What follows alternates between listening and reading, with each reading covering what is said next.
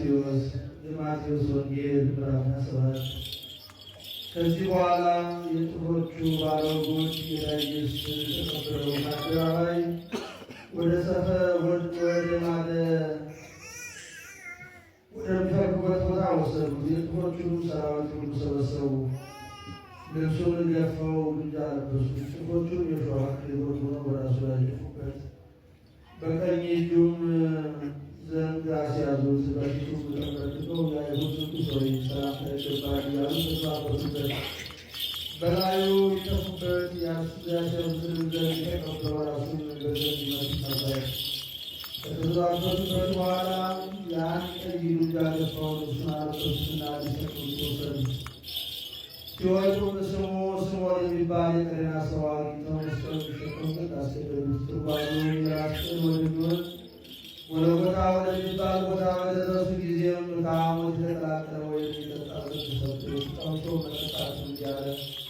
ከሰቀሉት በኋላ ዕጣ ተጣጥለው ልብሱን ተካፈሉ። ልብሴን ለራሳቸው ተካፈሉ። በቀሚሴ ላይ ዕጣ ተጣጣሉ ያለው የመጽሐፍ ይፈጸም ዘንድ። ከዚያም ተቀምጠው ይጠብቁት ነበር። ከራሱ በላይ የአይሁድ ንጉሥ ኢየሱስ ነው የሚል የወደብ ጽሑፍ ጽፎ አኖሩ። ከዚህ በኋላ ሁለት ወንበዴዎች አንዱን በቀኙ አንዱን በግራው ከእርሱ ጋር ሰቀሉ።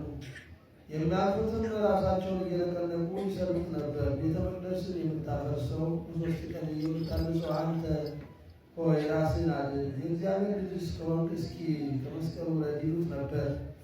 እንዲህም የካህናት አለቆች ከጻፎችና ከሽማግሌዎች ጋር ይዘብቱበት ነበር እያሉ ሌላውን ያድናል፣ ራሱን ግን ማዳን አይችልም። የእስራኤል ንጉሥ ከሆነ እንግዲህ አሁን ከመስቀሉ ይውረድና አይተን እንመንበት እያሉ በእግዚአብሔር ከታመነ ይወደው እንደሆነ እነሆ አሁን ያድነው፣ እኔ የእግዚአብሔር ልጅ ነኝ ይላልና።